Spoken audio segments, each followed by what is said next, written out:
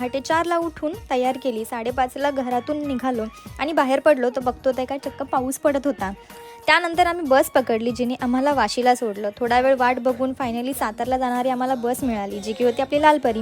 गाडी खालीच होती त्यामुळे बसायला जागा मिळाली. सो आम्ही पटकन तिकीट काढलं आणि डायरेक्ट झोपून गेलो. पुढे गाडी आता नाश्त्यासाठी थांबलेली, जिथे आम्ही मिसळपाव आणि चहा पिला. मिसळपाव खरंच खूप छान होता. त्यानंतर 1ला आम्ही सातारमध्ये पोहोचलो, पण आम्हाला काशीला जाणारी बसच मिळत नव्हती. खूप वेळ वाट बघितल्यानंतर एक बस आली, जी की 10 मिनिटांमध्येच भरली. एवढी भरली की ना बसायला जागा होता ना उभं राहायला जागा होता. फायनली आम्ही 2:30पर्यंत काशीमध्ये उतरलो. तिथून आम्ही छोटी ट्रॅक्स केली, जिने आम्हाला डायरेक्टली मंदिराच्या बाहेरपर्यंत सोडलं. 15 मिनिटात देवदर्शन झालं. पुढे मग आम्ही म्हसोबाचं दर्शन घेतलं. त्यानंतर आम्ही बहुल्यावर गेलो, जिथे ॲक्च्युअलमध्ये देवाचं लग्न लागतं. तिथे आम्ही देवदर्शन केलं आणि नंतर खाली आलो. तर मम्मीला आमच्या शॉपिंग करायची होती, जी की होती भाज्यांची शॉपिंग.